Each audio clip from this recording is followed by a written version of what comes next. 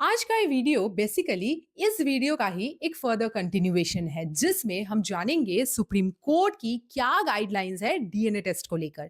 To be more precise, कब matrimonial disputes में DNA test allow किया जा सकता है।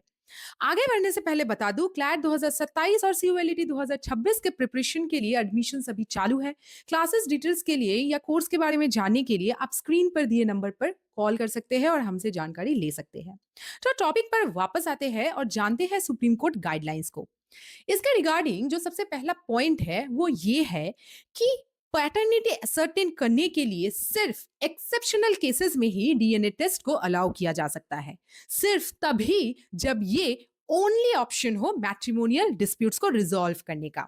सुप्रीम कोर्ट बेंच जिसमें जस्टिस बीवी नागरत्ना और जस्टिस वी रामा सुब्रमण्यम थे, उन्होंने बोला कि कभी भी कैसे भी किसी बच्चे के लेजिटिमेसी को कोर्ट में चैलेंज नहीं किया जा सकता है क्योंकि ये उनके राइट टू प्रिवेसी को अफेक्ट करता है।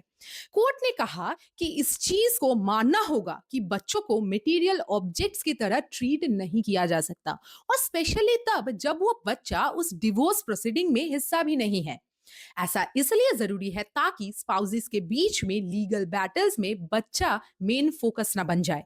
ऑर्डिनरीली एविडेंस एक्ट का सेक्शन 112, जो अभी भारतीय साक्ष्य अधिनियम का सेक्शन 116 में दिया हुआ है, उसमें बोला गया था कि जो बच्चे शादी के सबसिस्टेंस के दौरान जन्म लेते हैं या शादी के डिसोल्यूशन के 280 दिन के अंदर जन्म लेते हैं, उनके केस में लॉ ये मान लेगी कि बच्चा लेजिटिमेट है।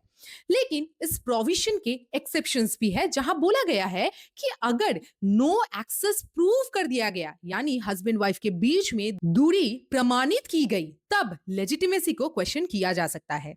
अब अगर हम ये सोचे कि भला ऐसा प्रिजम्पशन आखिर लॉ में क्यों दिया गया है, तो उसका जस्टिफिकेशन ये है कि बच्चों के पैटर्निटी को लेकर अनवारंटेड इंक्वायरी नहीं होना चाहिए, जिनका जन्म तब हुआ जब पेरेंट्स एक दूसरे को एक्सेस कर पा रहे थे।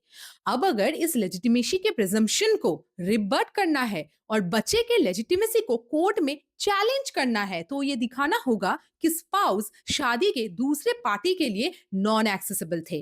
अदरवाइज डीएनए टेस्ट के लिए डायरेक्शन नहीं दिया जा सकता। जब भी डीएनए टेस्ट किया जाए तब उसे माइनर चाइल्ड के पर्सपेक्ट से देखना होगा और बच्चे के इंटरेस्ट को दिमाग में रखते हुए कोई भी डिसीजन लेना होगा। अगर वाइफ ये नहीं चाहती है as a mother, as a guardian, कि उसके बच्चे का डीएनए टेस्ट हो, तो इस चीज को केस में उसी के खिलाफ इस्तेमाल नहीं किया जा सकता। और भी ऐसे जानकारी के लिए चैनल को सब्सक्राइब जरूर करना। Thanks for watching.